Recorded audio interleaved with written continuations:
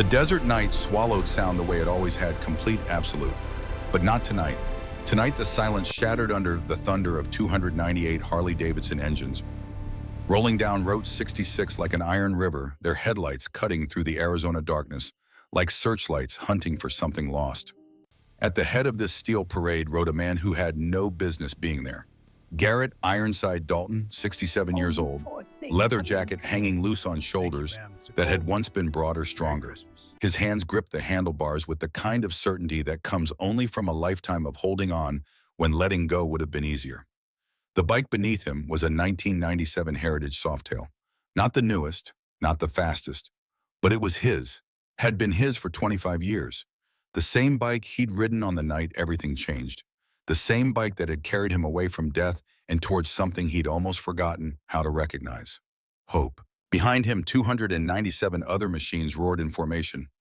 Men who had chosen to be here, men who had dropped everything, jobs, families, comfort, to ride through the night for a reason most of them didn't fully understand.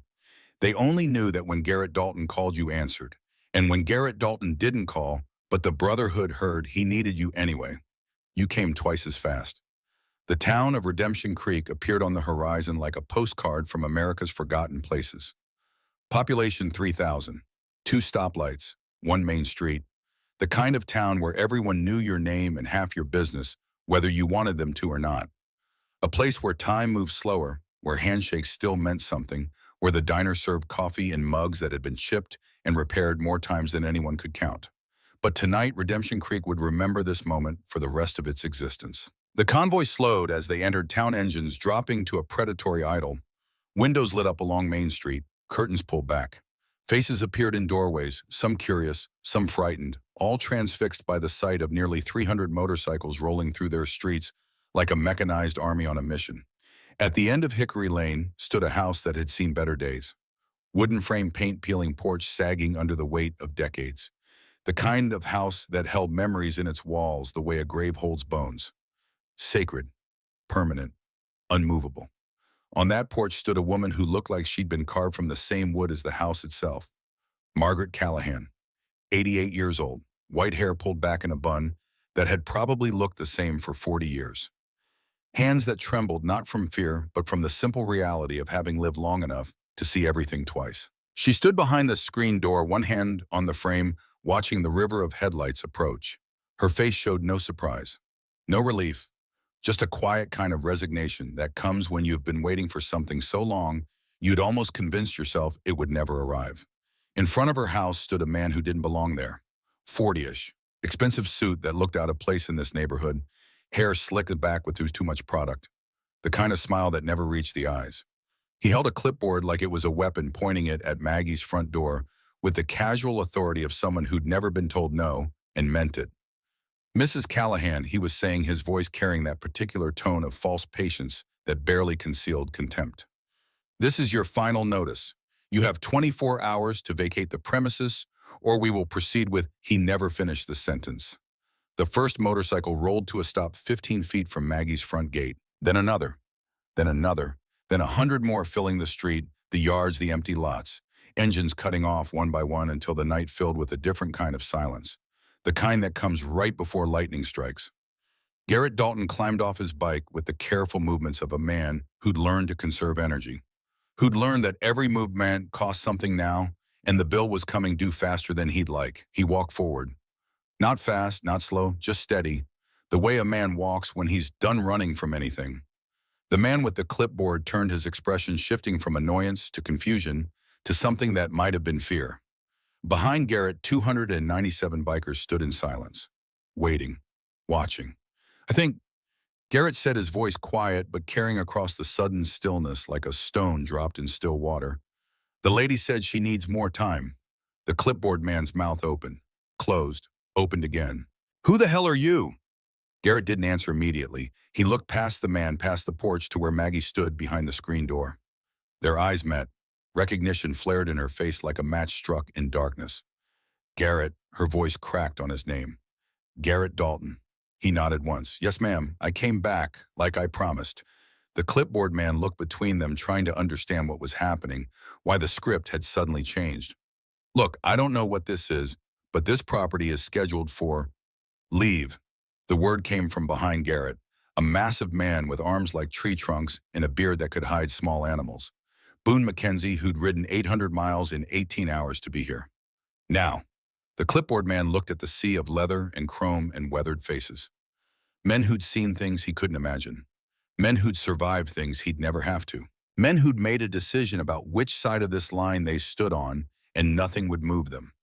He backed toward his car, hands up like Garrett and his brothers were pointing guns instead of just standing there. This isn't over. Mr. Blackwood will... Tell Mr. Blackwood, Garrett interrupted, his voice still quiet, still calm, that Garrett Dalton would like to have a conversation with him at his earliest convenience. The man got in his car and left rubber on the asphalt in his hurry to leave. Garrett stood there for a moment watching the taillights disappear. Then he turned and walked up the 3 steps to Maggie's porch. Each step took effort. Each step cost something. But he made them anyway. Maggie pushed open the screen door. In the yellow porch light, Garrett could see how the years had changed her. Smaller now, frailer, the kind of fragile that comes not from weakness, but from having been strong for too long without rest. But her eyes were the same, sharp, clear, missing nothing. "You came back," she whispered. "I gave you my word, ma'am." He removed his helmet, held it against his chest like a soldier standing at attention. 25 years ago, I said if you ever needed anything, all you had to do was call. You didn't call, but I heard anyway. She reached out one trembling hand and touched his face, her palm cool against his cheek. "You're sick." It wasn't a question. Maggie had always been able to see through people down to the truth they tried to hide even from themselves. "Yes, ma'am," Garrett admitted. "I am." "Then why are you here? You should be right here." He covered her hand with his own, held it there for just a moment. "This is exactly where I should be." Behind them, the sound of 297 motorcycles being kicked to silence. 297 men beginning to make camp in a town that would never forget this night.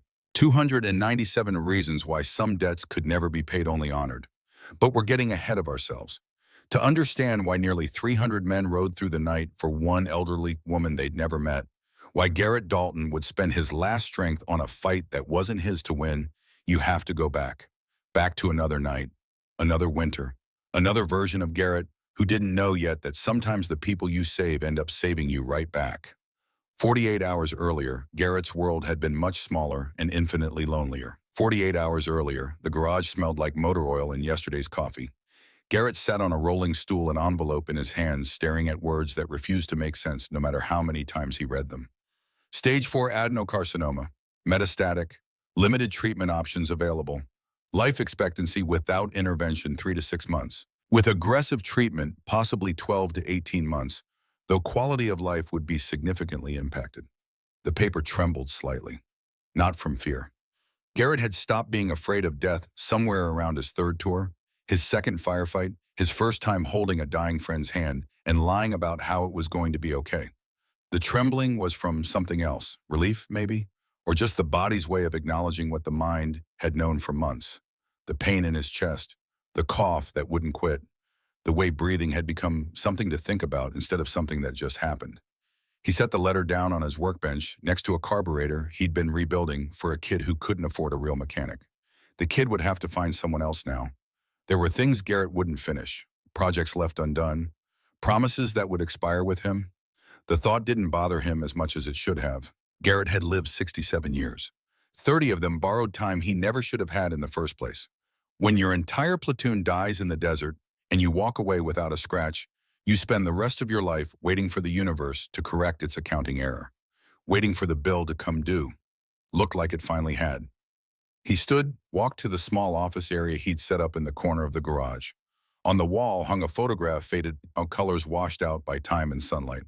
3 men standing in front of a wooden house in the snow, arms around each other's shoulders, smiling despite everything they'd seen, everything they'd lost. Garrett recognized himself in the middle. Younger, harder, hollower. A man who'd come back from war but left most of himself behind in the sand. To his left, Boone Mackenzie, built like a bear, grinning like he'd just heard the world's best joke. To his right, Colt Whitmore, lean and serious. The kind of man who spoke in Bible verses and lived like every day was a test he was determined to pass. Behind them, a house. And in the window of that house, just barely visible, the silhouette of a woman and 3 small figures. Garrett had kept this photograph for 25 years, carried it with him through 5 states and a dozen different apartments. It was the only picture he owned, the only proof that once, on the worst night of his life, something good had happened. His phone rang. The sound jarred him back to the present. He checked the caller ID. Boone Mackenzie. Speak of the devil, Boone. Garrett answered, his voice rough from disuse. He didn't talk to many people these days. Didn't see the point in small talk when every conversation felt like it might be practice for goodbye. Garrett.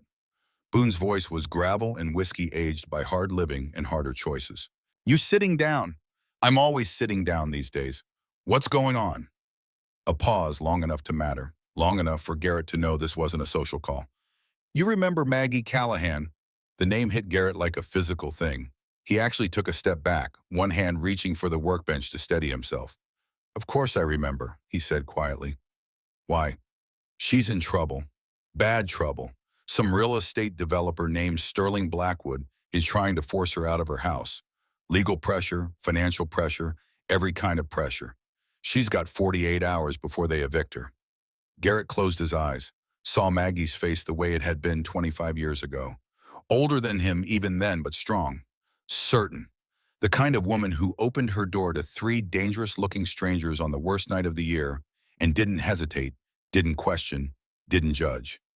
Is she? How is she? Another pause. This one heavier. Garrett, she's 88 years old, and from what I hear, she's not doing great. Financially, health-wise, none of it. She's alone in that house trying to hold on to the last thing she has left.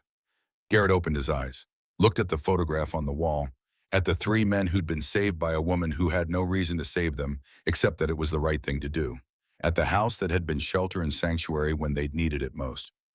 Where are you? He asked. Phoenix, but I can be on the road in 20 minutes. I figured you'd want to know. Don't just know. Garrett pulled his leather jacket off the hook by the door.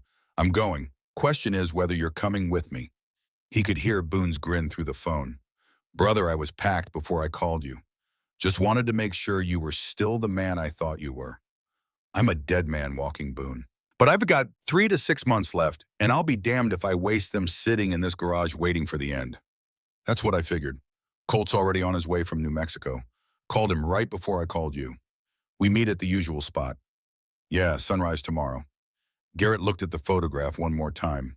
And Boone, call anyone else you think might want to ride. This isn't just about Maggie. It's about paying debts that can't be paid any other way. Copy that. See you at sunrise, brother. The line went dead. Garrett stood there for a moment, phone in hand, feeling something he hadn't felt in months. Maybe years. Purpose. He walked through his garage, looking at all the things he'd accumulated. Tools. Parts. Projects half finished. A life measured in mechanical problems solved and engines brought back from the dead. None of it mattered. None of it would matter in 3 months when his lungs finally gave out and the borrowed time ran dry. But this mattered. He grabbed his go-bag from the closet. Always packed, always ready. Old habits from the service that never quite died. Extra clothes, basic supplies, and at the bottom, wrapped in an oilcloth, the Colt 1911 he'd carried since the Gulf. Never fired it outside of a range since he'd come home. Hoped he'd never have to, but hope had never been a strategy.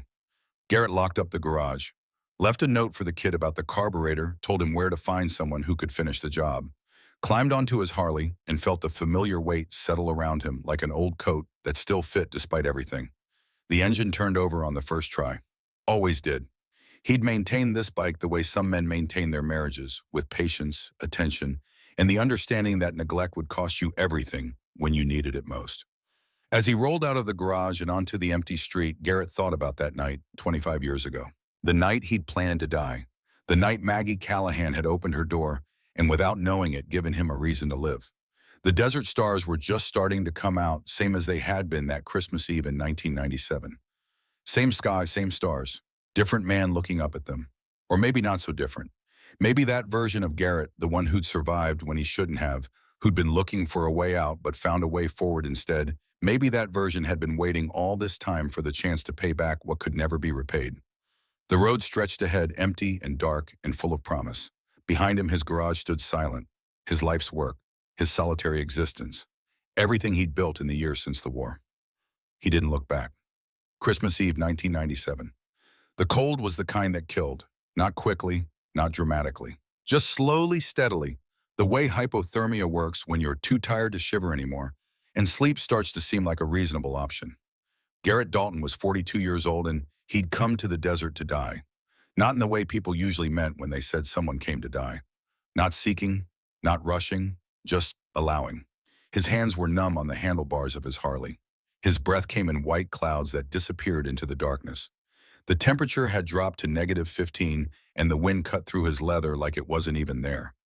Perfect. He'd ridden out past the last gas station, past the last street light, past the last place anyone would think to look for him. The gun in his jacket pocket had started to feel heavy 3 hours ago. Now it felt inevitable. Garrett had tried. God knows he'd tried. 6 years since coming back from the Gulf. 6 years of therapy that didn't work. Medications that made him feel like someone else.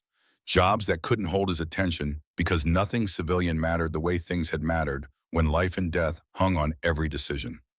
6 years of waking up wondering why he got to wake up when 37 better men hadn't. The faces came back at night, always at night. Jensen, who'd had a kid on the way. Martinez, who could make anyone laugh even when the situation was beyond hope. Corporal Williams, 19 years old, who'd asked Garrett 3 hours before the ambush if he thought they'd make it home for Christmas. Garrett had said yes. He'd lied. They'd all lied to each other right up until the moment the world exploded, and the only truth that mattered was that some people lived and some people didn't, and there was no reason, no logic, no justice in who ended up on which side of that line. He'd been the senior NCO. He'd made the call to take the faster route. He'd been the one who survived to write the letters to 37 families, explaining that their sons, brothers, fathers, husbands had died serving their country, and that it had meant something, and that they'd been heroes. More lies. They died because Garrett had made the wrong call. They died because he'd been impatient, because he'd wanted to get back to base before Christmas, because he'd thought he knew better than the intelligence reports about insurgent activity in that sector. And now, 6 years later, after trying every way he could think of to make the guilt stop, to make the faces go away, to find some reason to justify taking up space in a world that clearly had no use for him, Garrett had finally accepted the simple truth. He was done. The engine on his Harley chose that moment to cough, sputter, and die. Garrett coasted to a stop on the side of Route 66 miles from anywhere and almost laughed. Even his own bike was telling him it was time. He climbed off his legs, stiff from the cold, tried the ignition, nothing. Checked the fuel line, frozen. Of course it was frozen. He'd been riding in -15-degree weather for 3 hours. What did he expect? The irony wasn't lost on him.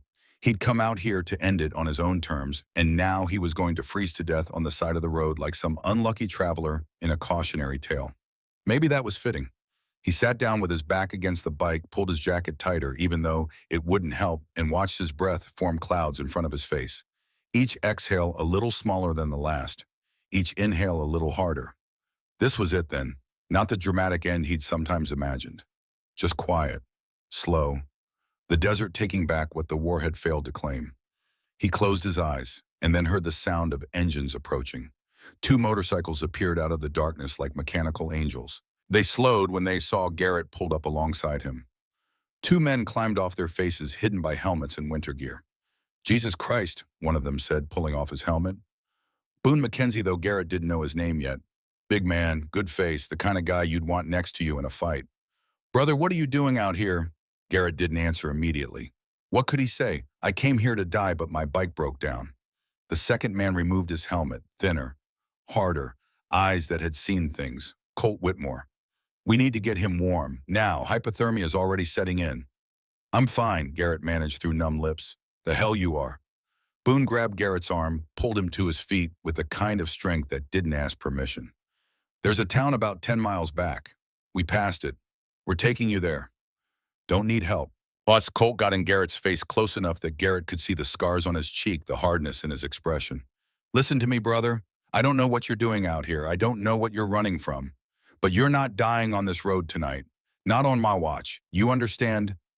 Something in Colt's voice made it clear this wasn't a request.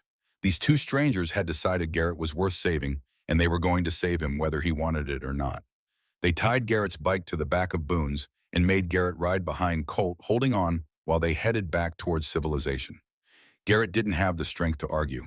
Didn't have the strength to do anything except hold on and feel his body slowly starting to register just how close he'd come to the edge.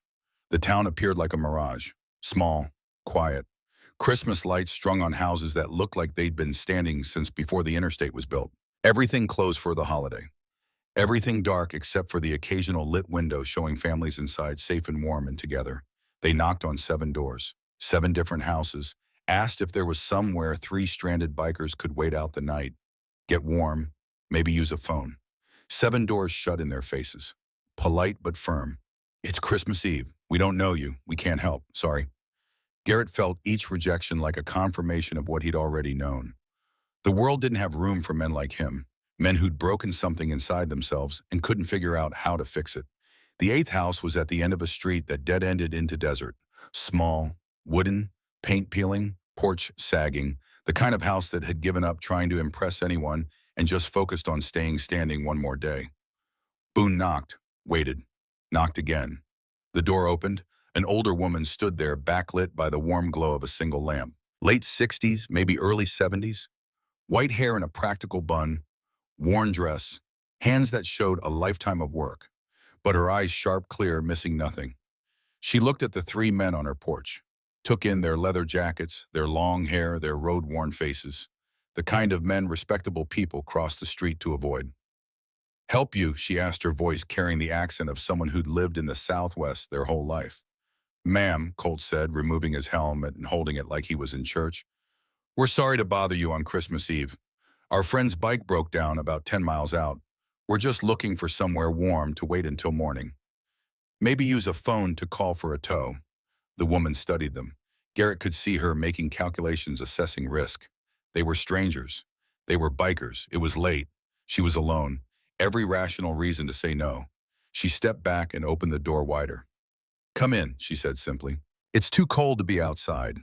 Just like that, no interrogation, no conditions, just an open door and an invitation to step out of the cold. The 3 men didn't move immediately, too surprised by the simple generosity. "Well," the woman smiled, a small quirk of her lips. "You coming in, or are you going to stand there catching your death?" They went in. The inside of the house was small but immaculate. Everything worn but cared for. Furniture that had been repaired instead of replaced. Rugs that had been mended. The kind of poverty that had dignity, that refused to apologize for not having more. And there in the living room, 3 children sat on a couch that was too small for them. 2 boys and a girl, between 7 and 11 years old, wearing pajamas that didn't quite fit, staring at the 3 strange men with wide eyes. "Don't mind them," the woman said, bustling toward the kitchen. "They're shy, lost their parents a few months back. House fire. I'm their neighbor and well, nobody else would take them, so I did. You boys hungry? I've got some soup I can heat up." Garrett stood frozen in the doorway, taking it all in. This woman, clearly not wealthy, clearly struggling, herself had taken in 3 orphan children. And now she was opening her door to 3 strange men who looked like they'd been spat out by the road. "Ma'am," Garrett found his voice rough and broken as it was, "we can't take your food. We'll just warm up and be on our way." She turned, fixed him with a look that reminded him of every schoolteacher who'd ever told him to sit down and be quiet. "Young man, when someone offers you hospitality, you accept it graciously. Now sit down before you fall down. You look half frozen." Boone grinned. "Yes, ma'am." They sat. The woman brought soup. The children slowly relaxed, especially when Colt pulled a deck of cards from his jacket and started showing them simple magic tricks. "Name's Margaret Callahan," the woman said, settling into a chair that had probably been her husband's once. "Maggie to friends. That's Waylon, Emmett, and Clementine." The 3 children waved shyly. "I'm Boone. That's Colt. And the quiet one there is Garrett." Maggie looked at Garrett with those sharp eyes, seeing too much, always seeing too much. "You boys been on the road long." "Long enough," Boone said. "Where you headed?" Colt glanced at Garrett before answering. "Nowhere particular, just riding." Maggie nodded like that made perfect sense. Like 3 bikers showing up on Christmas Eve with no destination was the most natural thing in the world. "Well," she said, standing, "I've only got 1 bedroom with a heater that works. You boys can have it. The kids and I will be fine out here." "Absolutely not," Garrett said, speaking for the first time since they'd entered. "We're not taking your warm room." "It's not a discussion, young man. I've got 3 growing children here. They can keep each other warm just fine on this couch. You 3 need the heat more than we do." And before you argue, she held up a hand. Remember what I said about accepting hospitality graciously. They tried to argue anyway. Failed. Maggie Callahan had clearly been winning arguments since before any of them were born. Garrett, Boone, and Colt ended up in the small bedroom. Single space heater glowing orange in the corner. They gave the lone bed to Garrett, who looked like he might collapse at any moment. Boone and Colt made do with sleeping bags on the floor. But Garrett couldn't sleep. Around midnight, he got up, moving quietly so as not to wake the others. Walked to the bedroom door, opened it just a crack. In the living room, Maggie sat in her chair, wrapped in a thin blanket. The three children were asleep on the couch, piled together for warmth under every blanket and coat Maggie owned.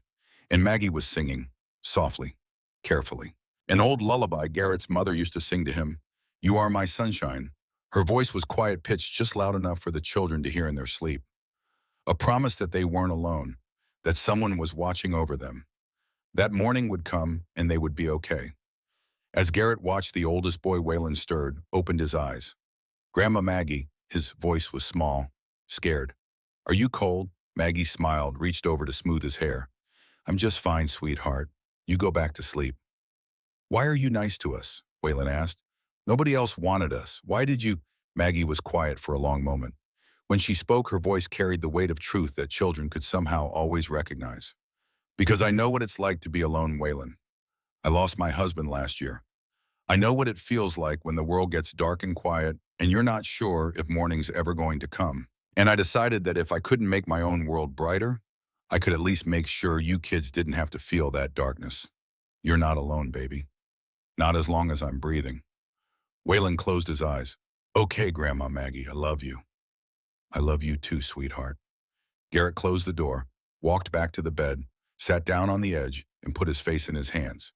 The gun in his jacket pocket suddenly felt obscene. Wrong.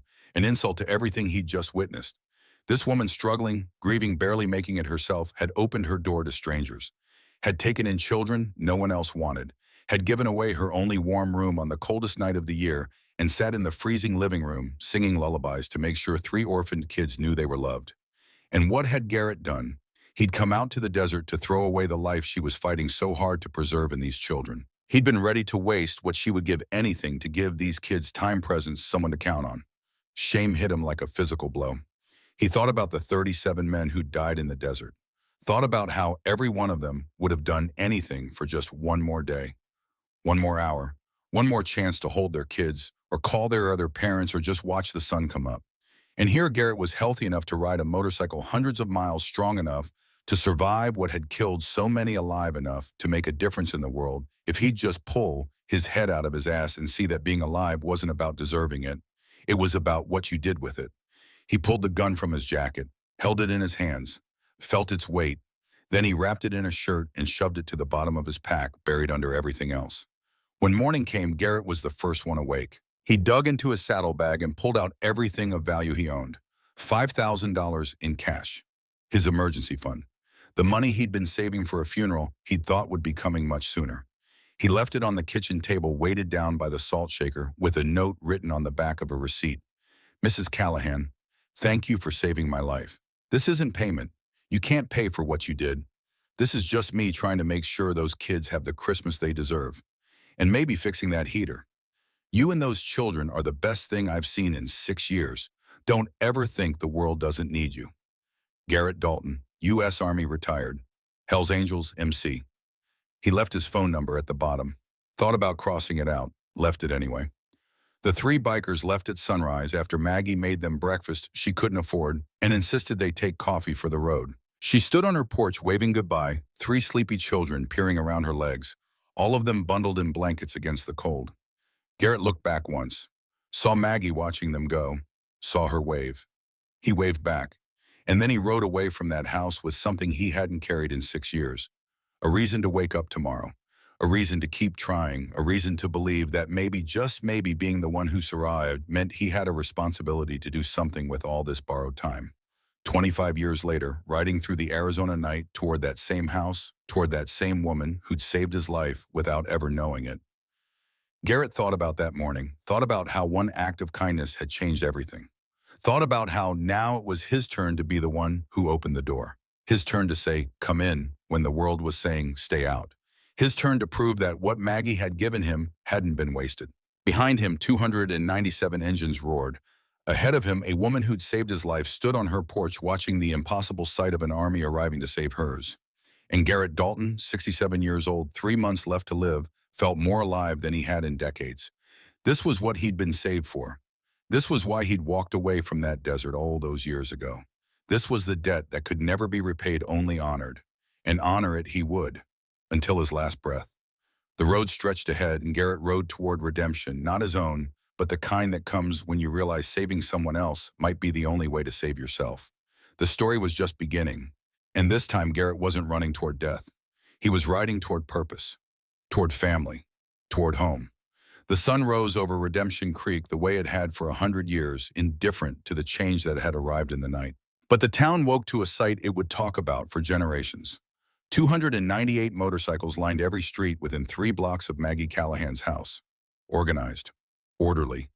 A temporary city of chrome and leather that had appeared like an occupying army, except this army asked permission, paid for everything, and helped old ladies carry their groceries. Garrett stood on Maggie's porch in the early morning light, coffee cup in hand, watching his brothers set up camp with military precision. Tents in organized rows. Cooking stations. First aid area. Communications hub. These weren't just bikers. They were veterans. Men who'd learned organization under fire and never forgotten it. Boone approached 2 more cups of coffee in his massive hands. He handed one to Garrett, kept the other for himself.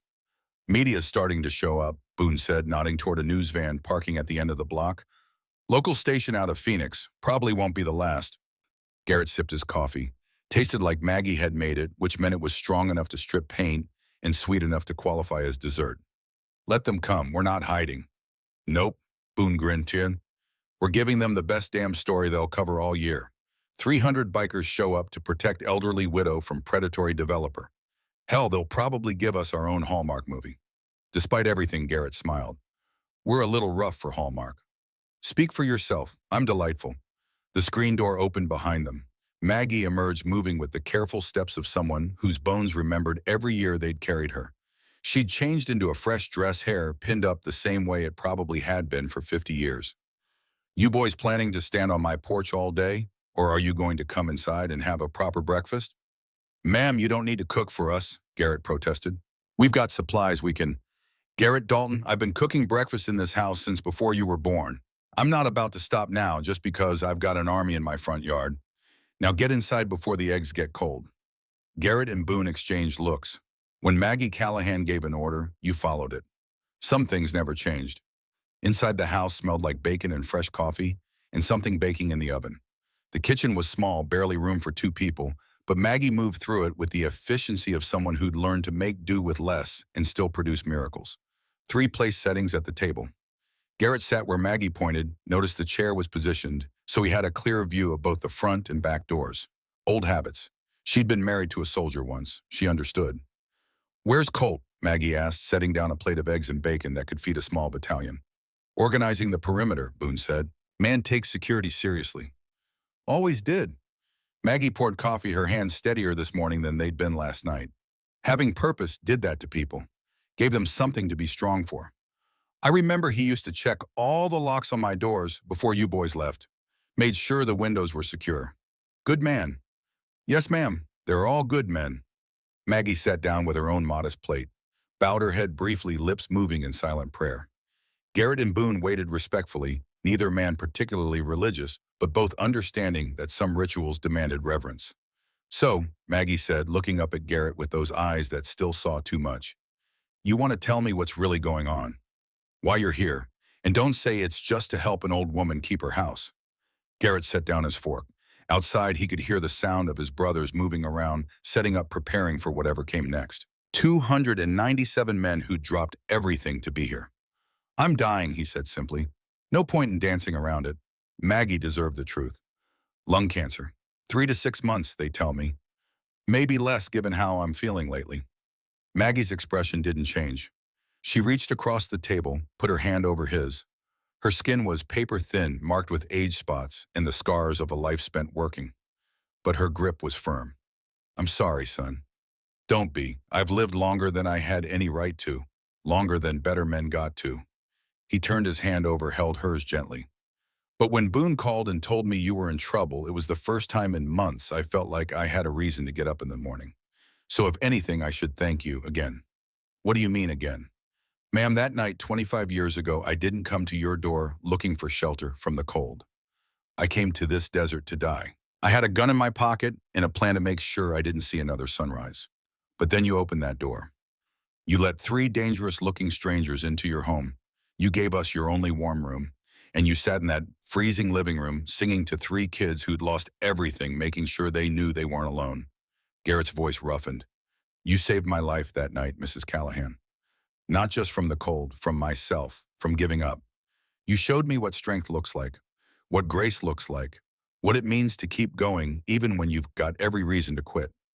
So no, I'm not here just to help you keep your house.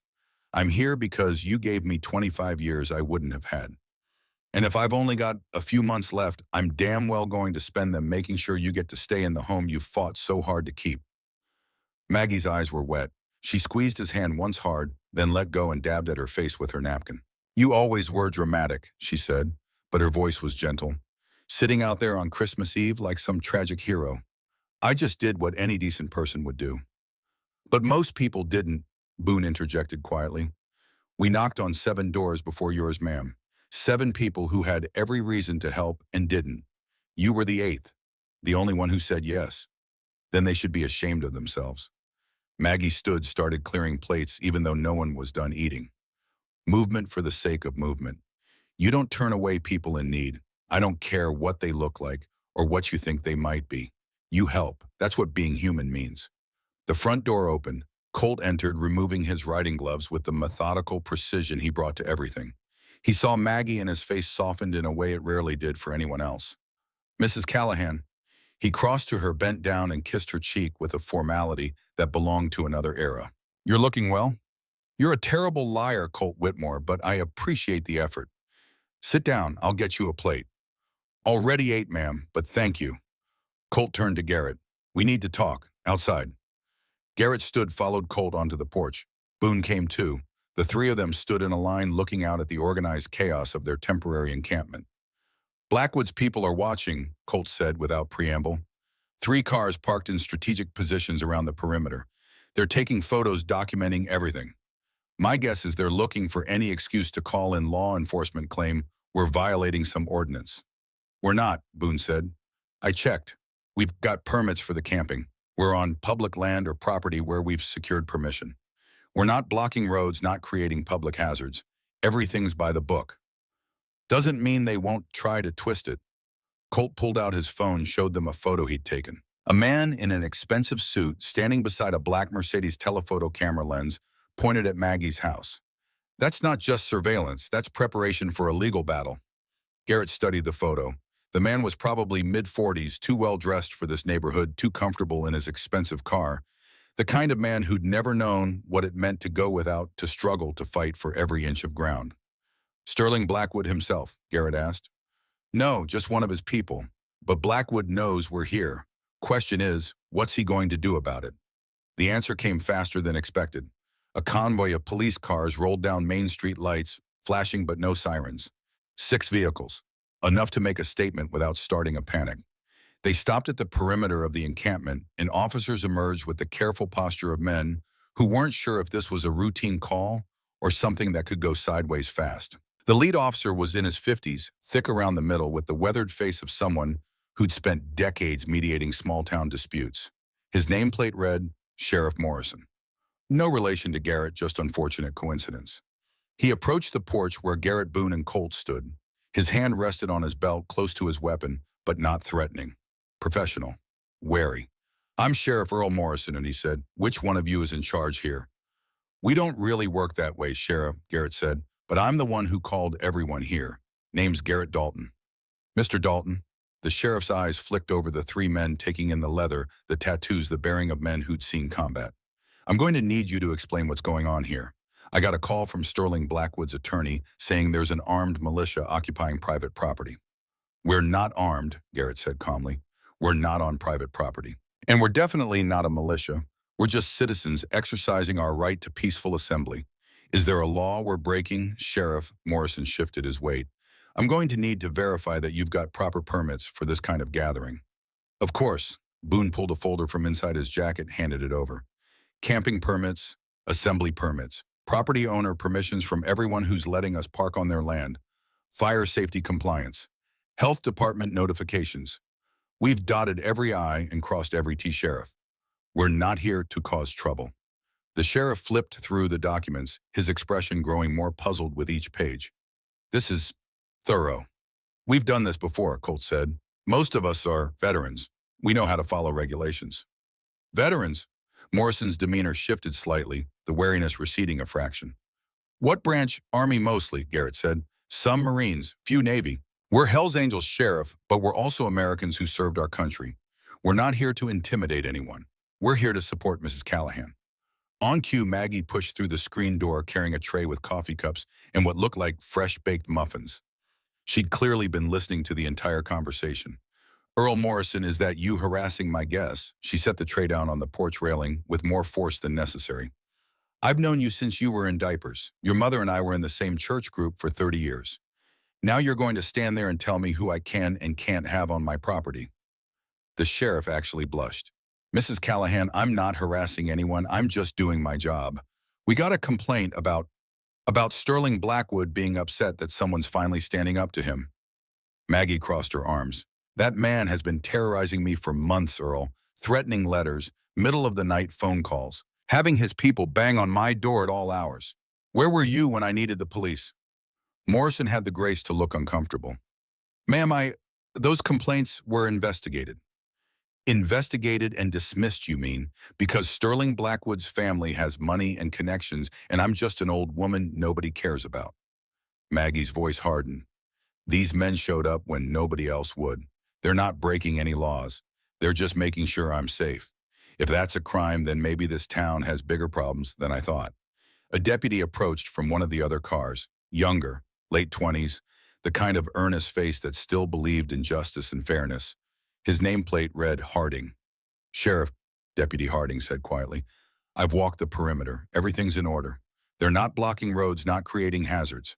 Honestly, sir, they're probably the most organized group I've ever seen. They've even got a designated firewatch rotation. Morrison looked between Maggie, the three bikers, his deputy, and the sea of leather-clad men watching this interaction with alert calm. No hostility, no aggression, just 297 men standing ready to defend an old woman's right to keep her home. The sheriff sighed, handed the folder back to Boone. Looks like everything's in order, but I'm going to be checking back regularly. Any violations, any problems, and you're all going to have to leave. Understood. Crystal clear, Sheriff, Garrett said. We're not here to cause problems, we're here to prevent them. Morrison nodded, started to turn away, then stopped.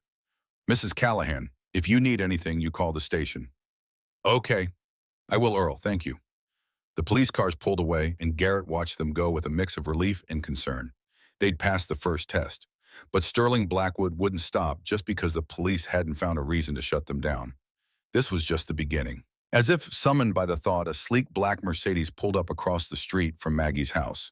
The door opened and a man stepped out who could only be Sterling Blackwood. Mid-40s, expensive suit that probably cost more than Maggie's monthly income. Hair perfect, smile practiced. The kind of man who'd learned early that money could solve any problem, and if it couldn't, you just hadn't spent enough yet. He stood beside his car, making no move to approach, just observing. Making his presence known. A psychological tactic, showing he wasn't intimidated, showing he could show up whenever he wanted. Garrett met his eyes across the distance. Neither man looked away. This was the enemy then, not some faceless corporation or distant developer. This man standing there in his $1,000 suit who'd decided Maggie Callahan's home was worth less than his profit margin. Sterling pulled out his phone, made a call while maintaining eye contact with Garrett. Deliberate, provocative. Then he got back in his car and drove away. That was a message, Colt said. Yeah, Garrett's hand unconsciously moved to his chest where the pain had been living for months. He's telling us he's not scared. He's got resources. He's got time. But he doesn't know what we've got, Boone said. What's that? Nothing left to lose. Inside the house through the window, Garrett could see Maggie washing dishes, her movements efficient and practiced. A woman who'd spent her whole life taking care of others, who'd opened her door to strangers, when no one else would, who deserved to spend her final years in peace in the home her husband had built.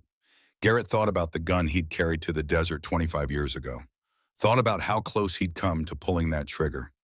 Thought about all the years since then, not great years, not easy years, but years nonetheless. Years he wouldn't have had if Maggie hadn't opened that door. He'd told Boone they had nothing left to lose, but that wasn't quite true. They had everything left to prove. That afternoon, as the sun climbed toward its zenith and the temperature rose into the pleasant 70s that made Arizona winters bearable, Garrett got a visit he hadn't expected. A taxi pulled up. The back door opened.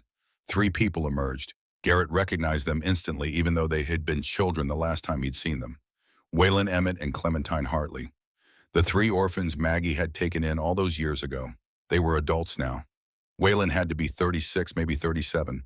Tall, solid build, the kind of presence that suggested authority earned through competence. He wore slacks and a button-down shirt, professional but casual. Emmett was a few years younger, leaner, with the slightly disheveled look of someone who spent more time in front of computers than in front of mirrors. Jeans and a hoodie despite the warm weather. Clementine was the youngest, early 30s, with sharp eyes and the kind of posture that suggested she spent a lot of time in courtrooms or boardrooms. Blazer and slacks, hair pulled back in a severe bun, all business. They stood at the edge of Maggie's property, taking in the sight of nearly 300 motorcycles and the men who rode them. Then Waylon's eyes found Garrett on the porch and recognition flared. Mr. Dalton, Waylon's voice was deeper than Garrett remembered, but it carried the same careful politeness he'd had as a child. Garrett stood, walked down the porch steps. It's just Garrett, and you're Waylon. I recognize you from the Christmas card photo Maggie sent me a few years back. They shook hands, firm grip, the handshake of a man who'd learned to project confidence even when he wasn't sure he felt it. This is my brother Emmett and my sister Clementine. We saw the news coverage, drove straight here from California. All 3 of you.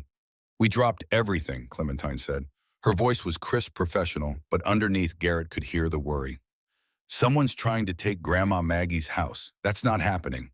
The screen door banged open. Maggie appeared, saw the 3 of them, and for a moment her face showed every one of her 88 years. The mask of strength dropping. What remained was just a woman who'd thought she was alone in this fight, discovering she wasn't. Babies, she whispered. They were up the porch steps in seconds, surrounding her in a group embrace that looked like it might crush her fragile frame. But Maggie was laughing, crying, holding on to all 3 of them like she could absorb them back into herself through sheer force of will. What are you doing here? Maggie managed between tears. You have jobs, lives. You can't just... We absolutely can, Waylon said firmly. You're our grandmother in every way that matters. You think we're going to let some developer push you around? We're not leaving until this is settled, Emmett added. And when we're done, Sterling Blackwood is going to wish he'd never heard the name Callahan, Clementine finished. Garrett stepped back, giving them space. Boone appeared at his elbow, watching the reunion with an expression that was trying very hard to be tough and failing. That's what we're fighting for, Boone said quietly. Right there, that's the whole damn reason. Garrett nodded, unable to speak past the sudden tightness in his throat. An hour later, they all sat around Maggie's kitchen table, which had been built for 4 people and was now somehow accommodating 7. Garrett, Boone, Colt, Maggie, and the 3 Hartley siblings. Coffee and hastily assembled sandwiches covered every available surface. Waylon had taken charge of the conversation with the ease of someone used to running meetings. Okay, let's get clear on what we're dealing with. Emmett, you pulled the records. Emmett had his laptop open, fingers flying across the keyboard. Yeah, Sterling Blackwood owns about 60% of the properties in Old Town Redemption Creek. He's been buying them up for the last 5 years. Grandma Maggie's house is the last holdout in a 3-block radius. What's his plan? Colt asked. Mixed-use development, high-end condos, boutique shopping, the whole gentrification playbook. He's already got investors lined up. The only thing standing between him and a $100 million payout is this house. So he's been pressuring Grandma Maggie to sell, Clementine said. What are the legal grounds for the eviction? Maggie spoke up, her voice small. He claims the house violates 15 different building codes, says it's structurally unsound. Fire hazard, all kinds of things I don't understand. Clementine's jaw tightened. Let me see the paperwork. Maggie retrieved a folder from a drawer, handed it over. Clementine flipped through it with the speed of someone who read legal documents the way other people read novels. This is garbage, she said after a few minutes. Half of these codes don't even apply to residential properties. The other half are so vague they could mean anything. Any competent judge would throw this out. Except, Whalen said carefully, I'm guessing Blackwood has connections with the local court system. The judge who issued the eviction order plays golf with Blackwood's father every Thursday, Emmett said, still typing. I found photos on the country club's Facebook page. Garrett leaned forward. So we need either a different judge or evidence that this judge is compromised. Both would be ideal. Clementine tapped her pen against her notebook, thinking. Grandma Maggie has Blackwood, or anyone representing him, offered you money for the property. $50,000 for a house that my husband and I paid $30,000 for in 1972. My real estate agent friend says it's worth at least $300,000. Now maybe more given the location. That's lowball enough to be insulting, Clementine muttered. Classic strong-arm tactic. Offer you pennies, hope you're desperate enough to take it. I'm not selling, Maggie said firmly. This is my home. William built it with his own hands. I raised these 3 children here. I'm not leaving until they carry me out in a box. It won't come to that, Garrett said. We've got 48 hours until the eviction order takes effect. That's 48 hours to find something that stops this. I can dig into Blackwood's business dealings, Emmett offered. If he's dirty in this, he's probably dirty elsewhere. Financial records, email trails, anything that shows a pattern of corruption or illegal activity. I'll file an emergency injunction, Clementine said. Try to get a stay on the eviction while we challenge the building code violations. It's a long shot, but it might buy us more time. What can I do? Whalen asked. You're a surgeon, right? Garrett looked at him. Take care of Maggie. Make sure she eats and sleeps, doesn't stress herself into a heart attack. And keep an eye on me while you're at it. Whalen's eyes sharpened, the doctor and him taking over. What's wrong? Lung cancer, stage 4. I'm functional for now, but that could change fast. If I go down, Boone's in charge. Make sure he knows that. Garrett, Maggie started. No arguments, ma'am. I'm here. I'm useful, but I'm also realistic about my limitations. Whalen needs to know in case medical decisions need to be made. Whalen nodded slowly. Understood. But for the record, you look like hell. When's the last time you slept? Sleep's overrated. Sleep's necessary for continued consciousness, which you'll need if you want to be useful. I'm prescribing 8 hours tonight minimum. I'll sleep when I tell you to. Whalen interrupted with a firmness that suggested he'd learned from Maggie how to shut down arguments. Or I'll sedate you myself. Don't test me. Despite everything, Garrett smiled. The scared little boy who'd asked Maggie why she was nice to them had grown into a man who knew his own mind and wasn't afraid to use it. Deal, Garrett said. The planning continued into the evening. Emmett set up a workstation in Maggie's spare room surrounded by laptops and hard drives and equipment that looked like it belonged in a spy movie. Clementine commandeered the kitchen table, spreading out legal documents and making calls to attorneys she knew in Phoenix. Whalen did indeed make Garrett lie down, performed a quick examination that was professional and thorough, then prescribed rest with the kind of authority that made arguing pointless. Garrett lay on Maggie's couch, the same couch where 3 children had slept 25 years ago, and listened to the sounds of organized chaos around him. Emmett's fingers on keyboards. Clementine's voice sharp and persuasive on the phone.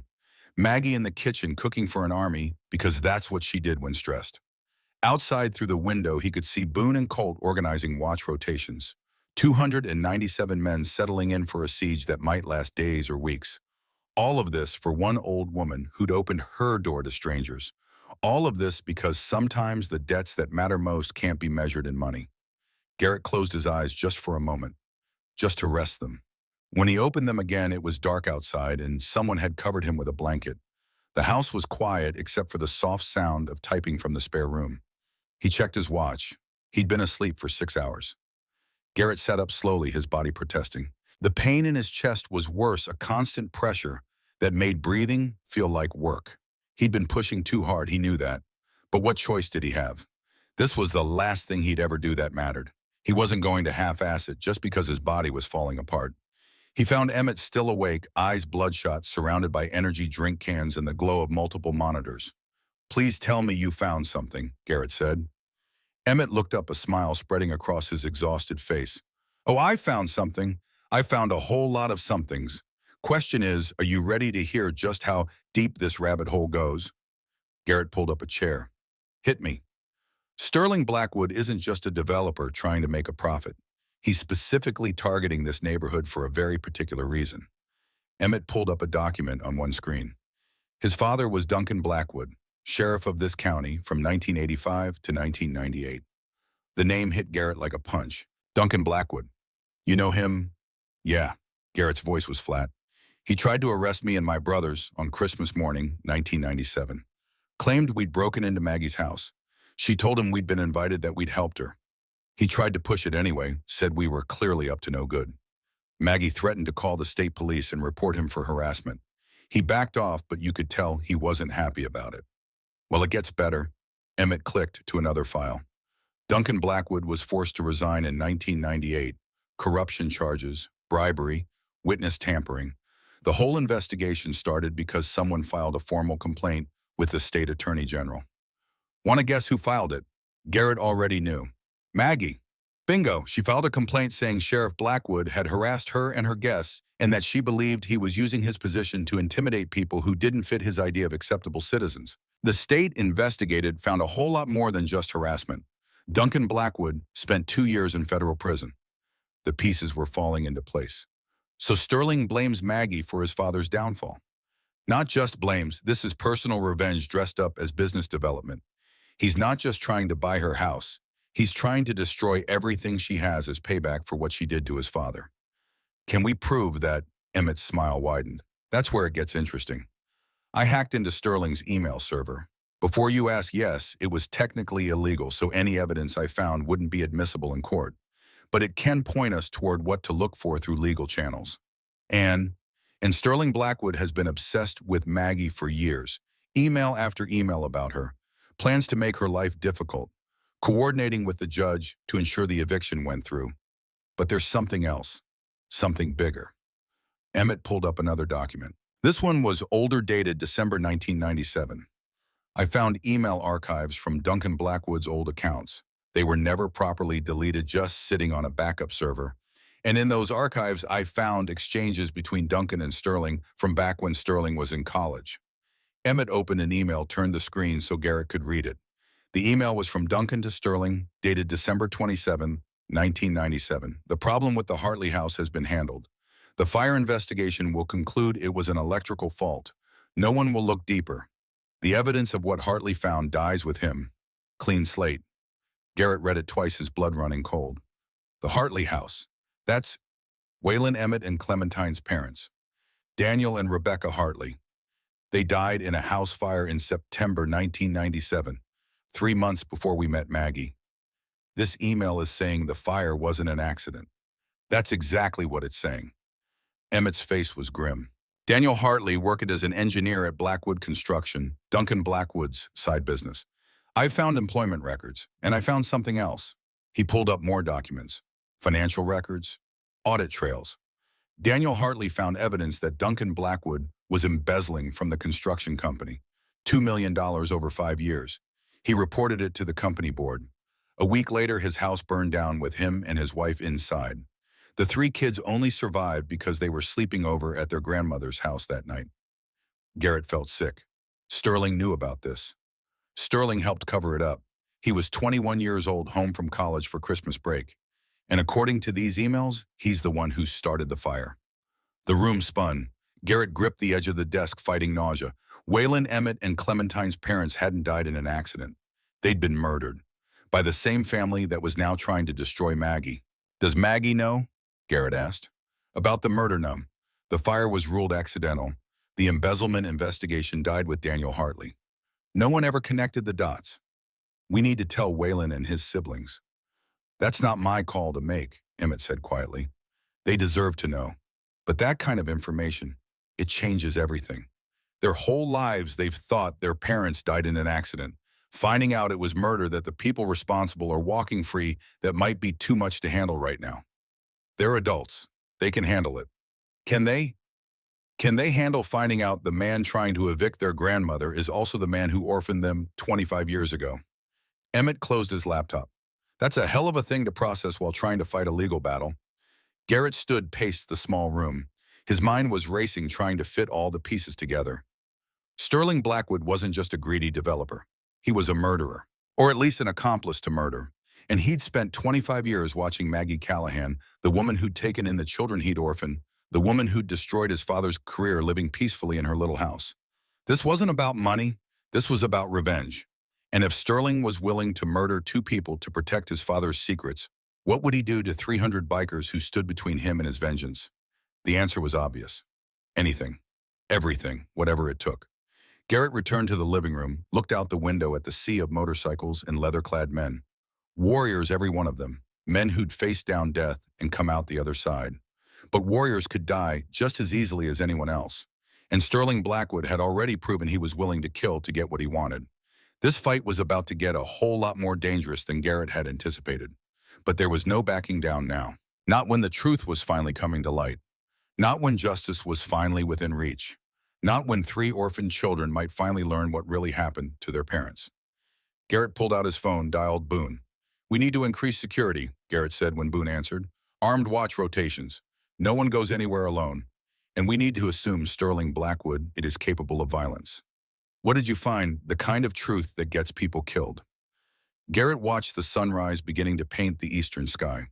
The kind that means we're not just fighting to save a house anymore. We're fighting to make sure a murderer doesn't get away with it twice. Copy that. I'll spread the word. Garrett ended the call, stood on Maggie's porch as the sun rose over Redemption Creek. Day 2 of the siege. 48 hours until the eviction order took effect. And now they knew the real enemy wasn't just greed. It was guilt. And men driven by guilt were the most dangerous kind. The war had just begun. And Garrett Dalton, dying man, with nothing left to lose and everything left to prove, was ready for it. The decision of when to tell Waylon Beckett and Clementine about their parents weighed on Garrett like a stone in his chest. Heavier than the cancer. Heavier than the exhaustion that made every breath feel like lifting weights. He found them at sunrise, sitting on Maggie's back porch with coffee cups and the tired eyes of people who'd been up all night working. Clementine's legal papers were spread across a makeshift table. Beckett's laptop glowed in the early light. Waylon sat between them, the gravitational center holding his siblings together the way he probably had since they were children. "We need to talk," Garrett said. Something in his voice made all 3 of them look up. Waylon set down his coffee cup with the careful precision of a surgeon preparing for bad news. "What did you find?" Garrett pulled up a chair. Behind him through the window, he could see Maggie moving around in the kitchen, unaware of the bomb about to detonate in her backyard. "Your parents didn't die in an accident." The words hung in the air like smoke. For a moment, no one moved, no one breathed. The world narrowed down to 5 words that changed everything. Clementine spoke first, her lawyer's mind automatically seeking clarification. "What do you mean?" "The fire that killed Daniel and Rebecca Hartley in September 1997 wasn't caused by faulty wiring. It was arson, murder. And the person who said it was Sterling Blackwood, acting on orders from his father, Sheriff Duncan Blackwood." Beckett's face had gone pale. "How do you know this?" "Because Duncan Blackwood was stupid enough to write it down. Because his son was arrogant enough to keep the evidence on an email server he thought was secure. Because 25 years ago, your father discovered that Duncan Blackwood was embezzling $2 million from Blackwood Construction, and a week after he reported it, your house burned down." Waylon stood abruptly, his chair scraping against the wooden deck. He walked to the railing, gripped it hard enough that his knuckles went white. "You're telling me we've spent 25 years thinking our parents died in an accident, and the whole time it was murder?" "Yes. And the man who killed them is the same man trying to evict Grandma Maggie?" "Yes. The same man we've been fighting for the last 48 hours?" "Yes." Clementine had her hands pressed flat against the table, breathing carefully through her nose like she was trying very hard not to scream or cry or both. "Where's the evidence?" "On my laptop," Beckett said quietly, his voice hollow. "I found it. Email archives, financial records. The whole paper trail connecting Duncan Blackwood's embezzlement to Dad's discovery to the fire. It's all there." So the admission hung heavy in the air. Beckett had discovered that his own parents had been murdered while searching for dirt on the man trying to evict his grandmother. The weight of that knowledge showed in every line of his body. "Admissible in court?" Clementine asked, switching into professional mode because it was easier than processing the emotional devastation. "Some of it. The financial records are public domain if you know where to look. The emails are trickier since I obtained them through hacking, but they point to where we can find legitimate evidence.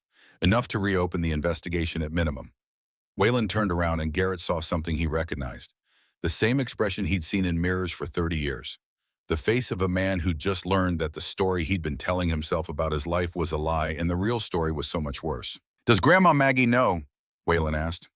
"No, the fire was ruled accidental. She had no reason to question it. We have to tell her. Do we? Clementine's voice was sharp. She's 88 years old with early stage Alzheimer's. She's being evicted from her home. She's got 300 bikers camped in her front yard. How much more stress can we pile on before we break her? She deserves to know the truth, Whalen insisted. The truth can wait until we've secured her house and her safety. Clementine started pacing. The lawyer in her was already working through scenarios, building cases, planning strategy. Right now we have leverage. Sterling Blackwood doesn't know we've found this evidence. If we confront him with it before we're ready, before we've got law enforcement and media and every possible safety net in place, he could run. Destroy evidence. Or worse. Worse, Beckett looked at his sister. He's already killed 2 people to protect his father's reputation. What do you think he'll do if he knows we can prove it? If he knows his entire life, his business, his freedom is about to disappear? Clementine met each of their eyes in turn. Cornered animals are the most dangerous kind. Garrett had been quiet, letting them process, but now he spoke up. She's right. We move on this carefully or people die. Maybe us, maybe Maggie, maybe innocent people caught in the crossfire. So what do? Whalen asked. We build an airtight case. We get law enforcement involved at the state and federal level so local corruption can't bury it. We get media coverage so Blackwood can't make this disappear quietly. And we make damn sure that when we pull the trigger on this, it's overwhelming and undeniable, and public enough that Sterling Blackwood can't hurt anyone else ever again. How long will that take? Garrett looked at Beckett. How long to compile everything into a format that law enforcement can use? 6 hours, maybe 8. I need to organize the data, create a timeline, make sure the chain of evidence is clear. Clementine, how long to get FBI involvement? I've got contacts in the Phoenix field office. If I can show them enough to justify opening an investigation, they could be here by tonight. Whalen, I need you to do the hardest job. Keep Grandma Maggie calm and safe. Don't tell her about your parents yet. Not until we know she's protected. Can you do that? Whalen looked like he wanted to argue. But he was a doctor. He understood triage. He understood that sometimes you had to stabilize the patient before you could treat the underlying disease. Yeah, I can do that. Good. Garrett stood, felt the room tilt slightly, steadied himself against the table. We've got until tomorrow morning before the eviction order takes effect. That's our deadline. Everything comes together before then, or Sterling Blackwood wins and we lose our chance to nail him. The next 8 hours were a masterclass in controlled chaos. Beckett worked with the focused intensity of someone who'd found his purpose, compiling evidence, and building a case that connected 25-year-old murder to present-day corruption. Every keystroke felt like justice delayed but not denied. Every file he organized was another nail in Sterling Blackwood's coffin. Clementine made calls, sent emails, leveraged every professional relationship she'd built as a lawyer to get the right people paying attention. Her voice was sharp, persuasive, relentless. She'd spent her career fighting for justice. Now she was fighting for family. Garrett coordinated with Boone and Colt, tightening security, preparing for the possibility that when Sterling learned what they knew, he might do something desperate. They established 3-man patrol rotations, designated safe zones, created evacuation protocols. These weren't just bikers playing soldier. They were soldiers who'd never stopped being soldiers. And Whalen stayed with Maggie, helping her cook for the army, in her front yard, keeping her spirits up, never once letting on that the foundation of their shared history had just cracked wide open. He watched her move through her kitchen with the efficiency of decades, and he wondered how many more times he'd get to see her like this before the Alzheimer's took her away completely. Every moment felt precious. Every moment felt stolen. By mid-afternoon, they had company. 2 black SUVs pulled up to the perimeter. Federal plates. 4 agents emerged, led by a woman in her 50s with iron gray hair and eyes that had seen too much to be impressed by anything. Special Agent Diana Mercer, FBI. Clementine met her at the edge of the property, Garrett and Boone flanking her like bodyguards. The rest of the bikers maintained their positions, watchful but not threatening. This was law enforcement. These were the good guys, probably. Ms. Hartley, Agent Mercer said, shaking Clementine's hand with a grip that suggested she'd spent time in the field before rising to administration. You said you had evidence of a 25-year-old murder connected to ongoing criminal activity. I'm listening. They convened in Maggie's living room. The space felt too small for what was about to happen. History being made in a room that still smelled like the bacon Maggie had cooked that morning. Beckett presented his findings with the clarity of someone who'd spent years explaining complex technical concepts to people who didn't understand computers. But this time there was emotion beneath the technical precision. This wasn't just data. This was his parents. The agents listened and asked questions, took notes. Agent Mercer's expression remained neutral professional, but Garrett saw the moment she realized this was real. Saw the moment she understood they had something solid. When Beckett finished, Agent Mercer sat back and looked at Clementine. This is solid preliminary work. If even half of this checks out, we're looking at multiple federal charges. Murder, conspiracy, corruption, wire fraud from the embezzlement, RICO violations if we can connect it to an ongoing criminal enterprise. Can you protect Mrs. Callahan? Garrett asked. We can put her in protective custody if necessary, but I'm more concerned about the 300 witnesses you've got camping outside. If Blackwood decides to cut his losses and burn this whole thing down literally or figuratively, you've given him a target-rich environment. My brothers can take care of themselves. I'm sure they can. But can they take care of themselves against hired professionals who know what they're doing? Because that's what Blackwood will bring if he's desperate enough. Mercer stood. Here's what's going to happen. My team is going to verify this evidence through proper legal channels. We're going to build a case that will hold up in court. And when we're ready, we're going to arrest Sterling Blackwood and anyone else involved. But that's going to take time. We don't have time, Clementine said. The eviction order goes into effect tomorrow morning. Then we get an emergency stay. I'll call the federal courthouse right now. This property is now part of an active federal investigation. Nobody's getting evicted until we sort this out. Relief washed over Garrett so intensely he had to sit down. They'd done it. They'd bought time. Maybe enough time to finish this properly. But Sterling Blackwood wasn't going to go quietly. 3 blocks away, in his executive office, overlooking what he considered his town's Sterling Blackwood, received a phone call that changed everything. Mr. Blackwood, we have a problem. His attorney's voice carried the kind of careful neutrality that always preceded bad news. The FBI just filed for an emergency stay on the Callahan eviction. They're claiming the property is part of an active federal investigation. Sterling's hand tightened on his phone. What investigation? They didn't specify. But I'm hearing rumors about old cases being reopened, cases involving your father. The room went cold. Sterling stood, walked to his window, looked down at the town that should have been his kingdom, his legacy, his father's vindication. Get me everything you can on what they're investigating. I want to know who talked. I want to know what they know. And I want it in the next 2 hours. Mr. Blackwood, if the FBI is involved, and we need to consider the possibility that I don't pay you to consider possibilities. I pay you to fix problems. Fix this one. Sterling ended the call. His mind was already racing through scenarios, calculating odds, assessing threats. He'd spent 25 years building toward this moment.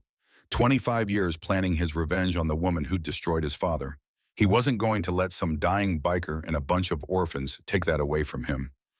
He made 3 more calls, the kind of calls that would have consequences, the kind of calls you couldn't take back. The first was to a private security firm that didn't ask questions as long as the check cleared. The second was to a man who specialized in making evidence disappear. The third was to his father's old contacts in law enforcement, the ones who still owed Duncan Blackwood favors, the ones who understood that loyalty outlasted legality. By the time Sterling hung up from the third call, he'd made his decision. If the FBI wanted a war, he'd give them a war. The confrontation came at sunset. Sterling's black Mercedes pulled up to the perimeter, but this time he didn't come alone. 4 SUVs followed, disgorging 8 men in tactical gear. Not security guards. Professionals. The kind of men who'd been to the same wars as Garrett and his brothers, just on a different payroll. Sterling emerged from his Mercedes wearing a suit that cost more than most of the motorcycles parked around Maggie's house. He walked right up to where Boone and 20 other bikers stood in formation, and for the first time since this started, there was no pretense of civility. I want to speak to Garrett Dalton. Sterling called out, his voice carrying the authority of someone used to giving orders and having them obeyed. Garrett emerged from Maggie's house. The pain in his chest was a living thing, now claws digging deeper with every breath, but he kept his movement steady, controlled. He descended the porch steps like a king, walking to meet an enemy general on neutral ground. Behind him, he heard Maggie's voice through the screen door. Garrett. It's okay, ma'am. Stay inside. He walked to meet Sterling. 20 feet separated them, an ocean of bad history and worse intentions. Mr. Blackwood, Garrett said, what can I do for you? You can get your little biker gang out of my town. You can stop interfering with a legal business transaction. And you can go back to whatever hole you crawled out of and die quietly like you're supposed to. Behind Sterling, his hired soldiers shifted slightly. Behind Garrett, 297 bikers went very still. The kind of stillness that comes right before violence erupts like a storm that's been building all day. That's not going to happen, Garrett said calmly. Do you know who I am? Sterling's voice rose at anger, cracking through the polished exterior like fault lines in expensive marble. Do you know what I can do? I own this town. I own the police. I own the judges. You're nothing but a dying old man playing hero for a woman who doesn't even matter. She matters to me. Why? The question came out like an accusation. Why do you care so much about some old woman? What is she to you? She's the person who saved my life when no one else would. She's the person who showed me what grace looks like, what strength looks like, what being human actually means. Garrett took a step forward. The hired soldiers tensed, but Garrett ignored them. And she's the grandmother of 3 children your father orphaned when you burned their house down. The silence that followed was absolute. Even the desert wind seemed to hold its breath. Sterling's face went through several expressions in rapid succession. Confusion, shock, fear, then something worse than fear. Calculation. The look of a man who just realized the walls were closing in and was already figuring out how to tear them down before they crushed him. I don't know what you're talking about, Sterling said, but his voice had changed. The bravado was gone. What remained was the voice of a man who'd just seen his entire life collapse into a single point of vulnerability. Yes, you do. Daniel and Rebecca Hartley. September 1997. You were home from college. Your father asked you to handle a problem, and you handled it by committing murder. Garrett kept his voice level conversational, like they were discussing the weather instead of 2 deaths and 25 years of lies. We have the emails, Sterling. We have the financial records. We have everything. Sterling's hired soldiers moved closer to him, protective instincts kicking in even though they probably didn't know what they were protecting him from. But they were 8 men against 300. The math was simple, and it didn't favor them. You can't prove anything, Sterling said. The FBI seems to think we can. Special Agent Diana Mercer and her team are going through the evidence right now. By my guess, you've got maybe 12 hours before they show up with arrest warrants.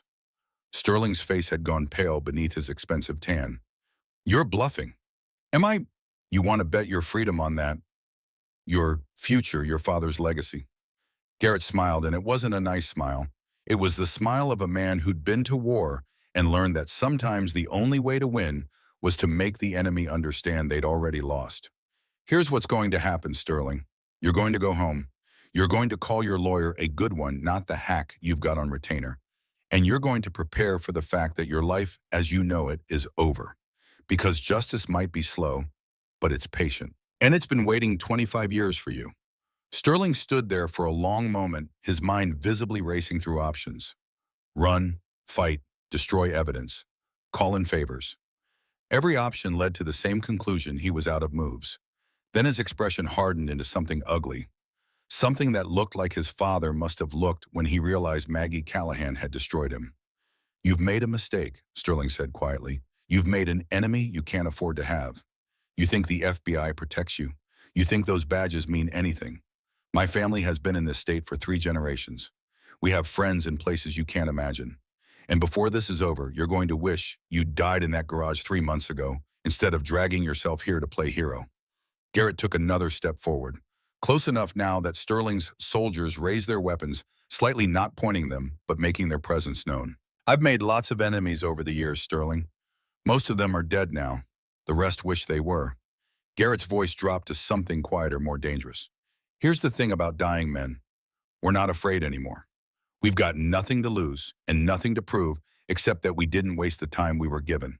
And I'm going to spend my last days making sure that you pay for what you did. That those 3 kids get to know the truth about their parents. That Maggie gets to live in peace in the home she fought for. And if that means I die tomorrow instead of next month, so be it. Because at least I'll die knowing I did something that mattered. Sterling turned without another word, got into his Mercedes. His hired soldiers backed toward their SUVs, weapons still half raised, not taking their eyes off the sea of bikers until they were behind armor and glass. The convoy pulled away, leaving rubber on the asphalt. The sound of engines fading into the distance like a retreating army that would definitely be back. Boone appeared at Garrett's shoulder. That was either very brave or very stupid. Probably both. Garrett watched the taillights disappear. But he needed to know that we know, that there's no way out. Cornered animals are dangerous, but they're also predictable. They run or they fight. Which one do you think he'll choose? Fight. Men like Sterling Blackwood don't run. They've spent their whole lives believing they're untouchable. He'll try to destroy the evidence, try to destroy us, try to burn it all down before the FBI can close the net. So we prepare for war. We've been at war since we got here, brother. Now we're just fighting it on different ground. That night, Garrett couldn't sleep. The pain in his chest had evolved from constant pressure to sharp stabbing sensations that took his breath away and left him gasping in the darkness. Waylon had given him medication strong enough to drop an elephant, but Garrett had only taken half the prescribed dose. He needed to stay alert, needed to stay sharp. This was the endgame, and he couldn't afford to be fuzzy-headed when Sterling made his move. He sat on Maggie's porch in the darkness, watching his brothers maintain their vigil. Organized, disciplined, an army of aging warriors who'd come when called because that's what you did for family. The screen door opened behind him. Maggie emerged wrapped in a shawl despite the mild temperature, moving with the shuffling steps of someone whose body had long since betrayed them, but whose spirit refused to acknowledge it. "Can't sleep?" she asked, settling into the chair beside him with a small sigh of relief at taking weight off joints that had been carrying her for 88 years. "Sleep's overrated." She sat beside him, and for a while they just existed together in comfortable silence. The kind of silence that only comes when two people have been through enough that words become optional, a luxury rather than a necessity. "You're dying," Maggie said eventually. Not a question. A statement of observed fact delivered with the same matter-of-fact tone she'd used to comment on the weather. "Yes, ma'am." "How long? Oh, weeks maybe? Days if I'm unlucky, or lucky, depending on how you look at it." "And you came here anyway." "I came here because of it. Because if I'm going to die, I want it to mean something. I want to know that the years you gave me weren't wasted." Garrett turned to look at her, this woman who'd saved his life without even knowing it. "You saved my life, Mrs. Callahan. More than once. More than you know. This is me trying to save yours in return." Maggie reached over and took his hand. Her skin was paper-thin, marked with age spots, and the evidence of a hard life lived with dignity. But her grip was still strong, still certain. "You already saved me, son. You saved me the moment you showed up with all these good men. You showed me that the kindness I tried to put into the world came back. That the children I raised became the kind of people who call for help when someone needs it. That I'm not alone." She squeezed his hand. "That's not nothing, Garrett. That's everything." "There's something you need to know," Garrett said, "about Waylon and Beckett and Clementine's parents." And he told her. All of it. The embezzlement, the murder, Sterling Blackwood's role, the evidence they'd found, the FBI investigation. Everything. Every terrible detail that had been buried for 25 years. When he finished, Maggie sat very still. Tears ran down her weathered cheeks, cutting paths through skin that looked like aged parchment in the moonlight. But she didn't make a sound, just let them fall like rain. "Those poor babies," she whispered finally. "All these years thinking it was an accident, thinking they were just unlucky, and it was murder. It was calculated, deliberate murder by a man who's been walking around free all this time. They know now, we told them this morning. How are they handling it? The way you taught them to, with strength and grace and determination to see justice done." Maggie nodded slowly. "Good, that's good. Daniel and Rebecca deserve justice. Those children deserve to know the truth." She looked at Garrett, her eyes sharp despite the tears. "What happens now? Now we wait for the FBI to build their case. Now we make sure the Sterling Blackwood can't hurt anyone else. Now we finish this. And if he comes for us, then he finds out what happens when you threaten family in front of 300 men who've already made peace with dying." The attack came at 3 in the morning. No warning, no dramatic buildup, just the sudden eruption of violence that anyone who'd seen combat recognized instantly. The switch from peace to war in the space of a heartbeat. Molotov cocktails arced through the darkness, bottles filled with gasoline and malice trailing fire like comets falling from a vengeful sky. They crashed into the empty lot where some of the bikes were parked, exploded into pools of flame that licked up into the night sky and painted everything in shades of orange and red. Garrett was on his feet before conscious thought kicked in, instincts honed by decades of staying alive taking over. Around him, 297 other men were doing the same. No panic, no confusion, just immediate, organized response. Fire teams go! Boone's voice boomed across the encampment. Men grabbed extinguishers, formed bucket brigades, attacked the flames with the efficiency of people who'd trained for exactly this scenario. This wasn't their first fire. Wouldn't be their last. Security perimeter. Then Colt was coordinating the other side, making sure this wasn't a diversion for something worse. Making sure Sterling wasn't using the fire as cover for something more deadly. Garrett ran for Maggie's house, his chest screaming in protest, but he ignored it. Found Waylon already there, getting Maggie and his siblings out through the back door, moving them to the predetermined, safe location they'd established the day before. Is everyone out? Garrett demanded, doing a quick head count. Everyone's accounted for. Waylon confirmed, one hand steadying Maggie, the other checking his phone for any alerts from the perimeter teams. What the hell is happening? Blackwood's opening move. He's trying to scatter us, make us choose between protecting the bikes and protecting Maggie. Classic military tactic. He doesn't know who he's dealing with. No, he doesn't. The fires were under control within 10 minutes. Minimal damage, 3 motorcycles with scorched paint, some camping equipment singed, a tent that would need replacing. Nothing that couldn't be fixed or replaced. But the message was clear as the smoke rising into the night sky. Sterling Blackwood was willing to escalate to violence. The gloves were off. This was war now, not just a legal battle. Sheriff Morrison showed up 20 minutes later, lights flashing, looking exhausted and angry, and like a man who'd been woken from a deep sleep to deal with something he'd hoped would just go away on its own. What the hell happened here? He demanded, climbing out of his cruiser. Firebombing, Garrett said. Someone threw Molotov cocktails at our camp. Professional job. Knew exactly where to aim for maximum impact and minimum casualties. Did anyone see who did it? No, sir, but I've got a pretty good idea who ordered it. Morrison sighed, running a hand over his tired face. Mr. Dalton, I need you to understand something. I know Sterling Blackwood is not a good man. I know his father was worse. Hell, I helped investigate Duncan back in '98. But I need evidence. I need proof. I can't arrest someone on suspicion, even if that suspicion is probably right. What if I told you the FBI is investigating him for murder? Morrison's expression sharpened, exhaustion falling away. What? Special Agent Diana Mercer, Phoenix Seville office. She's building a case against Sterling Blackwood for the murder of Daniel and Rebecca Hartley in 1997, plus corruption, embezzlement, and a whole host of federal charges. Call her if you don't believe me. Morrison pulled out his phone, stepped away to make the call. Garrett watched him, saw the moment the confirmation came through. Saw Morrison's entire posture change from wary local sheriff to law enforcement officer who just realized he was dealing with something much bigger than a property dispute. When he came back, his entire demeanor had changed. She confirmed it, said she's getting arrest warrants drawn up right now. Should have them by morning. Morrison looked at Garrett with new respect, the kind of respect one professional gives another. You people don't mess around, do you? Not when it comes to family. Well, I'm posting deputies around this property for the rest of the night. Anyone tries anything else, they're going to have to go through law enforcement first. Morrison started toward his car, then stopped and turned around. Mr. Dalton, thank you for doing what the rest of us should have done years ago, for having the courage to stand up when it would have been easier to look away. As the sun rose on the final day before the eviction order was supposed to take effect, Garrett stood in the center of what had become a fortified compound. 300 motorcycles gleaming in the early light, 297 bikers tired but unbroken, 4 FBI agents coordinating with 6 county deputies, all surrounding one small wooden house where an 88-year-old woman had once opened her door to strangers and changed the course of all their lives.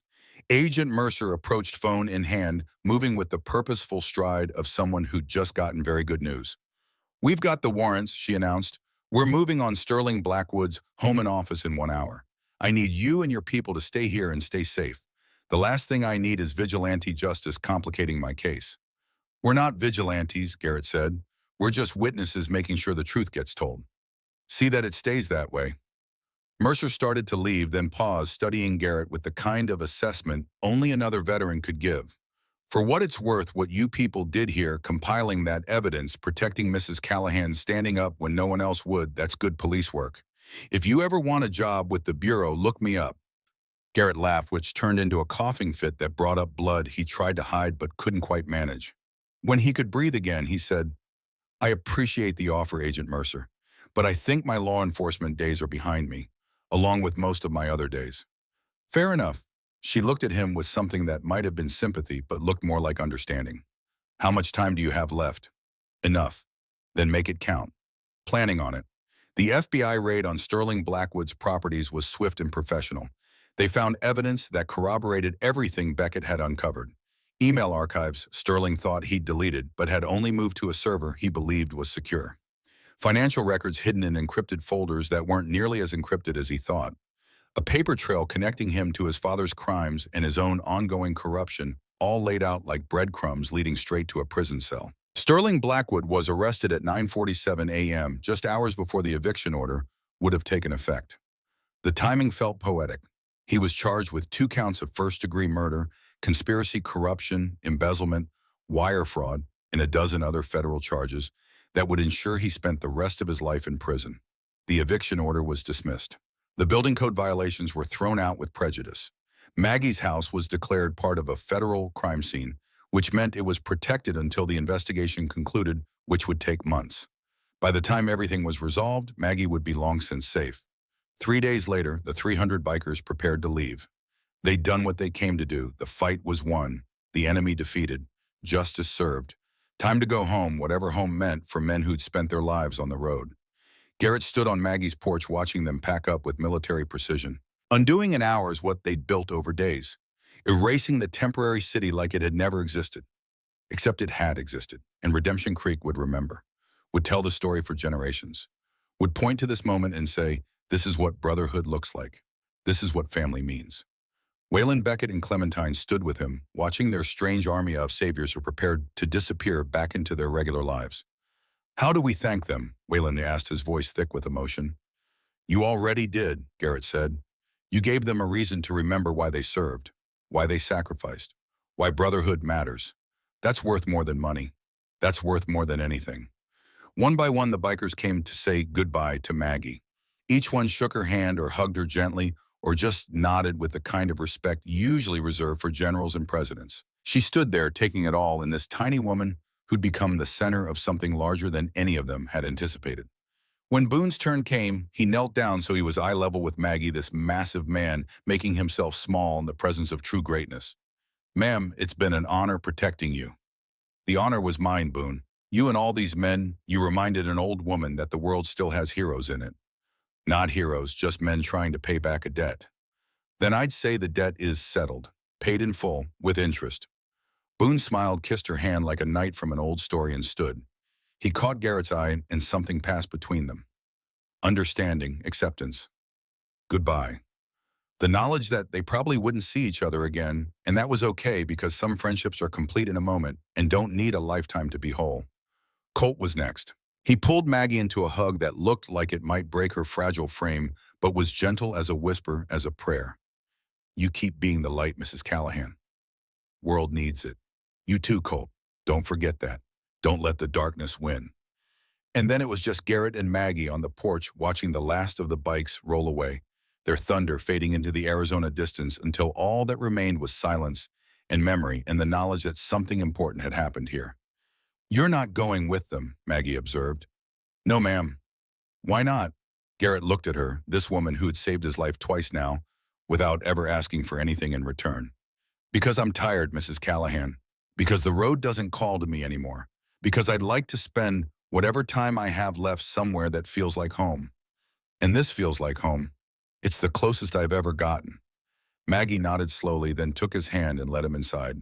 Then you'll stay in the spare room, the one with the heater.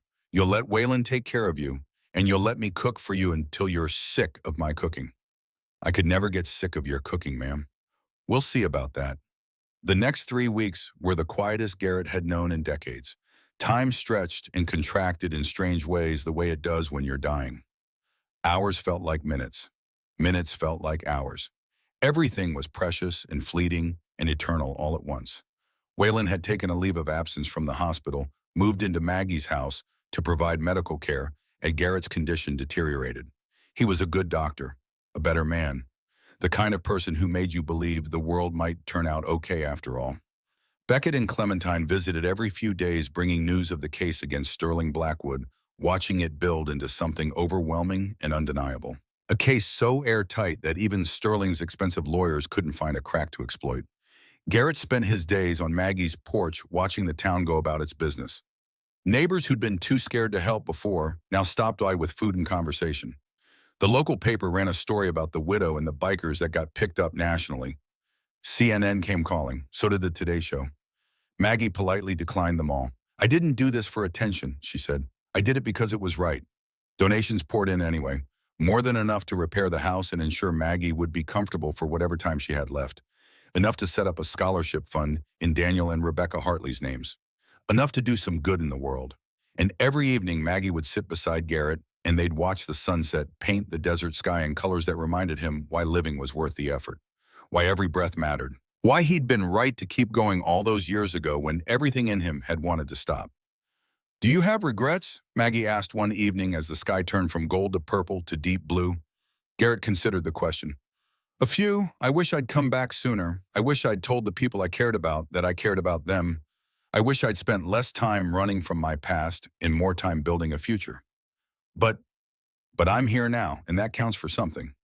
It counts for everything." On the morning of the fourth week, Garrett woke up and knew. The way you know things at the end. The way the body communicates when it's done fighting, when it's ready to lay down arms and accept what comes next. Waylon was there immediately checking vitals, administering medication, doing everything a doctor could do to ease the transition from this world to whatever comes after. "How long?" Garrett asked, his voice barely a whisper. "Hours, maybe a day." Waylon's voice was steady, but his eyes were wet. "I'm sorry, Garrett. I'm so sorry." "Don't be. This is how it's supposed to end, surrounded by family. That's more than I ever thought I'd get, more than I deserve." Maggie appeared in the doorway, leaning heavily on her cane. She moved to the bedside, sat down in the chair Waylon pulled up for her, and took Garrett's hand. "I'm here, son." "I know. Thank you." "For what?" "For opening that door, for showing me what grace looks like, for giving me a reason to live long enough to make it count." "You made it count, Garrett. You saved me. You brought justice for Waylon's parents. You showed 300 men what brotherhood really means. You didn't waste a single day of the time you were given." Garrett smiled, felt the pain receding, replaced by something that felt almost like peace. "Tell Boone and Colt I said goodbye. Tell them the debt is paid. Tell them to keep riding." "I will. And tell those 3 kids you raised that their parents would be proud. Tell them that good things came from tragedy. Tell them that love wins, always. In the end, love always wins." "I will, sweetheart. I will." The room began to blur at the edges. Garrett could hear voices, familiar ones, calling from somewhere he couldn't quite see. Jensen, Martinez, Williams. Corporal Williams, who'd been 19 years old and asked if they'd make it home for Christmas. All the men he'd lost in the desert waiting for him on the other side. "Am I going to see my mom?" he asked, his voice barely a whisper. Maggie squeezed his hand. "Yes, baby. She's waiting for you. And she's so proud of the man you became. Tell her I'm sorry I took so long to get here. She knows, Garrett. She knows. And she's been watching you every step of the way." And then, with Maggie's hand in his and the sound of family all around him, Garrett Dalton took his last breath and let it out like a prayer of gratitude. He didn't die alone. He didn't die afraid. He died surrounded by love, having spent his final days doing something that mattered. And in the end, that was everything. 1 year later, December 2023, on a crisp morning that felt like a memory of that Christmas so long ago, Maggie Callahan stood in her front yard surrounded by Waylon Beckett, Clementine, and 8 grandchildren who called her Grandma Maggie, even though only 3 of them were blood-related. In the yard where 300 motorcycles had once stood vigil, there was now a memorial. Simple, elegant, a stone marker with words carved deep enough to last for generations. Garrett Ironside Dalton, 1955 to 2022. U.S. Army, veteran Hells Angels, MC. He opened no doors, but he answered every call. Every Christmas without fail, 297 motorcycles would make the pilgrimage to Redemption Creek. They'd park in organized rows, these aging warriors who refused to forget. They'd share a meal with Maggie and her growing family. They'd tell stories about the man who'd brought them together for one last fight, one last stand, one last reminder of what they'd all fought for in the first place. And every year as they prepared to leave, Maggie would stand on her porch and wave goodbye, her memory fading a little more each year, but her smile as bright as ever. Some years she remembered their names, some years she didn't. But she always remembered the feeling, always remembered that she was loved, because she'd learned what Garrett had known all along. That family isn't about blood, it's about who shows up when you need them. It's about who stands beside you when the world says stand down. It's about the debts that can never be repaid, only honored. And it's about knowing that when you open your door to strangers in the cold, sometimes you're not just saving them. Sometimes they're saving you right back. The sun set over Redemption Creek, painting the sky in shades of amber and gold. And in the fading light, you could almost hear the distant rumble of motorcycles and the sound of a man who'd finally found his way home.